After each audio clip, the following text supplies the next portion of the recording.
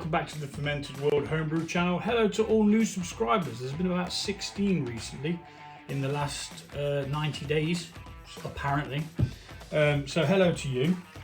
Thanks for stopping by. Do appreciate it. Today we are brewing what's called a hydromel. Now, I'd heard of this term before, but thought it was just a foreign way of saying mead. So I kind of got my wires crossed a little bit, but I was on a live the other day and one subscriber called Ray Finkel, he explained it to me and says that it is a low ABV. He said he's got one on the go at the moment. So we're going to make one. Why the hell not? It's the first one I've ever done, so I'm not going to be prattling around with different flavors and stuff like that just yet. I do have one in the pipeline because I have some papaya, which is, let's say, a little bit crusty. It's quite old, but we're going to be using one of these organic honeys. Now, the last time I used organic honey, it didn't go very well. I did two meads side by side, one with organic honey, one with just normal honey. They were just simple traditional honey meads, and the organic honey one was an absolute arse. It just kept spewing out, overflowing again and again and again, and it took like about 4 days to actually get it under control. So we're going to be using it again. We're going to be using the same yeast. Now, it could again be quite volatile, so we have got measures in place that we're going to put on. I've got a blow-off tube sterilizing at the moment, so we're going to start it off with a blow-off tube just in case it gets a bit crazy. I'm hoping it doesn't. I'm hoping it was just like a freak incident, but anywho.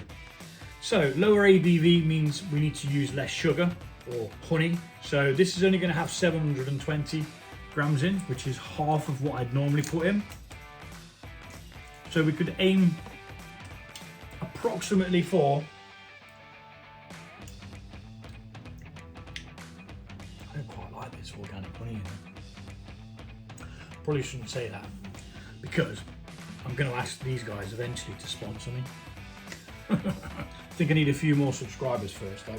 I'm not sure what the criteria of companies sponsoring people is, but we're on the up. We're going up and up and up, so I'm doing something right. So yeah, let's just get this honey in. We'll quickly speed this up because it takes a while.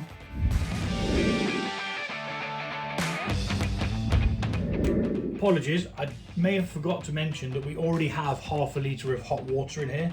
So it's not piping hot, boiling hot, but it's heated to boiling point and then left to cool down slightly. And that's what we're going to use to get the rest of the honey out of this jar or pot, whatever you want to call it. Shouldn't take all that long. Now there you go, look, a couple of shakes and we're good. And then that's going into there.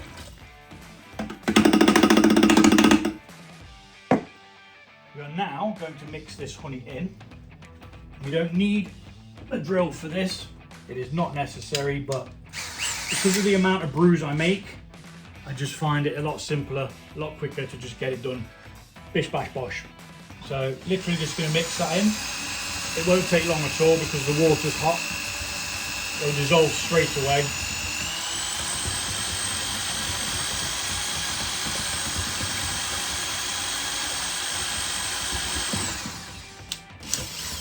Should be about right. Let's see if we can put it in there so we don't have to keep picking it up.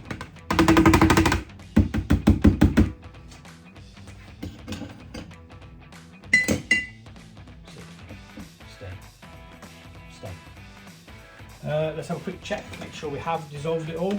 It should very well be dissolved because the hot water just, yeah, perfect. Which is why we use a bit of hot water. So now we're going to add water up to 4.5 litres. Now I think we're going ever so slightly higher. I lost my grip on the tap, I went to turn it and it didn't turn, and I ended up hitting the washing up liquid bottle instead. But anywho, temperature's now down to 24, close to 22. That's what the temperature in this room is at the moment anyway, so it's not going to matter that we're pitching it a little bit higher than I like. But what I will do, once we pitch the yeast, I will bring this down to the ground level. You want to keep it around 20 degrees. That's the sweet spot that I found. You can brew lower and you do get a better product. I've done an experiment where you put one in a cool place. I think it was between 16 and 14 degrees. It differentiated to one at room temperature, which I say is 20 degrees, although it's a bit warmer outside at the moment, so it's a bit warmer. And then I put one on a heat mat and brewed it at about 29 degrees, was it? I'm sure it was 29 degrees. And the one that was brewed at the higher temperature wasn't very good, wasn't a quality mead at all. The one that was brewed at room temperature was the, pardon me, was the same that I expected it to be. The one that was brewed at the lower temperature had a much more smoother flavour. There was no, what I'd call off notes. Now I don't want to say that there's off notes in my mead that I'm brewing at 20 degrees, but if you were to sit side by side with both of those meads, you would think that one was slightly tainted somehow. The one that was done at 20 degrees, although it wasn't. It's because it's just that the other one has a much slower fermentation because the yeast is working slower because it's at a lower temperature. Therefore, it's more of a slow progress instead of it just being like zoom, you know? Well, that's what I found anyway. If you found anything different, please do let me know because I do love information. I can't remember the name of the chap off the top of my head. Is it Snogard? Something like that. He's actually posted some interesting stuff recently, commenting on videos and stuff. So when I did the so when I did the juniper berry mead with the vanilla, I didn't realise you were supposed to crush the berries to be able to get the flavour extracted from them. I just threw them in and wondered why it didn't bloody taste like anything. And he mentioned that you could steep it in some vodka, or I'm supposing you can use any spirit. So I'd probably use brandy, as I'm not a fan of vodka as a flavour, but I do like brandy. And if you're going to fortify something, you might as well fortify it with something that you're going to like. Anywho, we're going to put some yeast nutrients into this beverage. And we need 1 teaspoon per gallon of yeast nutrients.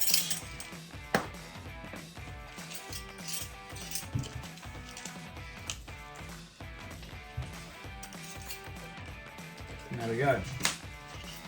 We're gonna need some more of that soon. The amount of bloody meads I brew, they're back to back, I'm telling you. Back to back to back. Started an yeasg the other day. That's gonna taste well nice. We're gonna pitch the yeast into here so we can give it a really good mix.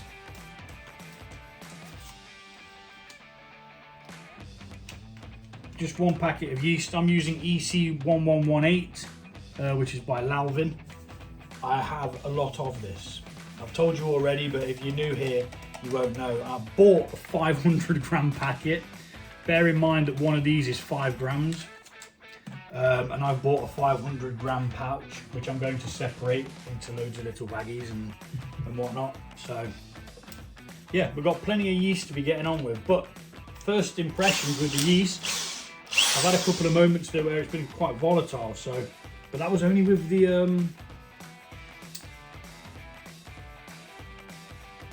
organic honey, and it did it also with the strawberry and banana mead, unless that was the last brew that I did with the mangrove jacks mead yeast. But either way, that painted my ceiling and it's still covered now. I'm going to be decorating this year anyway. It's been long overdue. I even tore a piece of the wallpaper off over there to put it in my head that I need to get it done, but I've just been ignoring it, to be honest.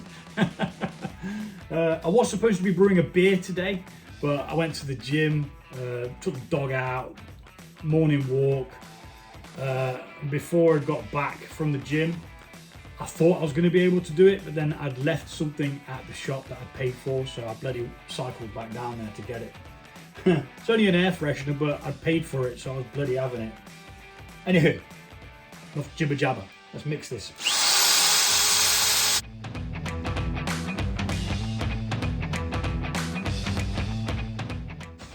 Now, thinking about it, I haven't put any tannins in, which is a bit of a pain in the backside, really. Now, I do have some mixed fruit. It's got raisins, sultanas, and some raisins, sultanas, currants, and candied citrus peel. So it's like orange and lemon peel. So we're going to use that instead because it's what I've got, and it's got raisins in. So yeah, shoot me. It's just like a Christmas fruit mix, which you'd sit and eat a handful, but that's going into here.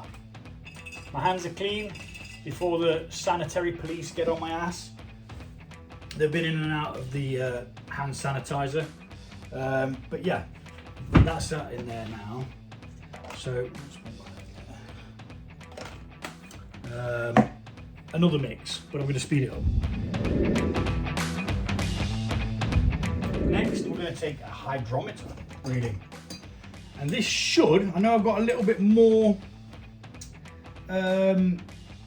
water in there than what I wanted, but this should be around the 1.050 mark. Now there's a bit much more, so I'll probably say 1.045 ish, because normally when I use 2 of those pots I get a 1.100, although this is the organic honey, so whether that makes a difference, I don't know. I don't think it did. I think it was the same sugar content.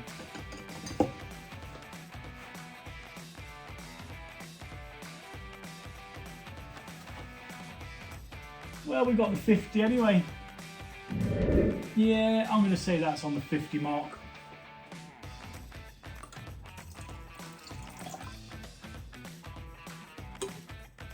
I've got the heebie-jeebies about it being over the 4.5 litre mark.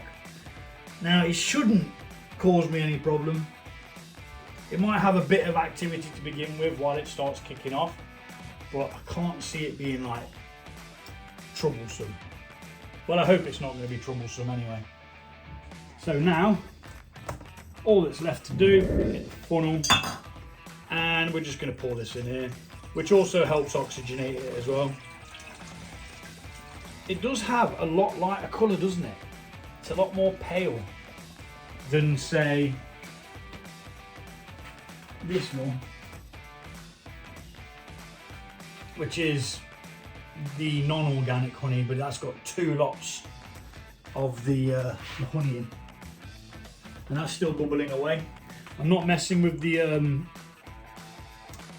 organic one just at the moment. It's gone totally clear, it's stopped fermenting, so I don't know what's up with that one just yet, but I'm going to check them both at the same time because there's no point doing a separate video. Might as well just keep it all in one place. Oh, and also go check out some of my playlists. I was watching this chap on YouTube, I can't remember his name, Minim Extra, something like that, and he just explains how to set up certain things on YouTube and stuff. So if you're trying to get things up and moving on your own channels, I'll drop his name in here so you can go check him out. And he shows you how to do, or was that somebody else? It might have been somebody else. Either way, whoever it was, I'll drop it in for you so you can show how, it teaches you how to make playlists, which should, in theory, keep people engaged longer, because instead of somebody else's video coming up, it should be yours if it's on a playlist. Not a lot of people know that, I know that. Anywho, I'm going to speed this up. Keep waffling on, don't I? Sorry. So I am getting back into, oh my god, I haven't got it in here, writing in the book that should be there. So what I'm going to do is I'm going to go off, I'm going to write up what this is, what it's got in it, etc, etc. Then label it up with what it is, what the start gravity was. It was 1.050. what dates we started it. Give it 2 weeks, we'll be back to see what's crack-a-lacking and what we've created. Now this is the first one I've done of these, so I'm not quite sure what to expect. Obviously it's going to have a low ABV because we're only putting enough for a maximum of 7%. I'm not sure whether that's the range that it should be in for a hydromel, because as always I jump in feet first and don't research shit. I just get an idea in my head, lob it all in a bucket, whizzle it around, add some yeast, and jobs are good. And there you go. That's pretty much how this YouTube channel was made. Some dude in his kitchen just throwing shit in a bucket and adding yeast. But I made some bloody good meads and some mighty fine beers, and I plan to carry on as well. Thanks for watching. We'll be back in 2 weeks. Take it easy, and I'll see you all soon. Check out my playlists. Thought I was gone, didn't you? So did I. And then realised that I'd put the normal airlock on instead of the blow-off tube, because this is the volatile honey, or the organic honey, that played hell. It really did cause me so much flipping grief. So we're going straight in with the blow-off tube, which is literally a tube attached to the one part of the airlock, which then fed into a bottle. You could do it in a pint glass.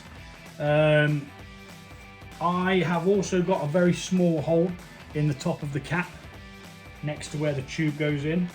The tube's airtight, but there's a small hole there just to allow air to expel, or the CO2 to expel as it ferments. This is just to contain any mess, because as this starts to go, you'll get a load of the thing at the top called a croissant, which is like the patty of the yeast that's on the top as it's working. And if there's not enough room for it to do it, what it could do is it can send it up out through the tube, and it will cause a hell of a mess. So yeah, that's why we're using this. Thanks for watching, and I'll see you all soon.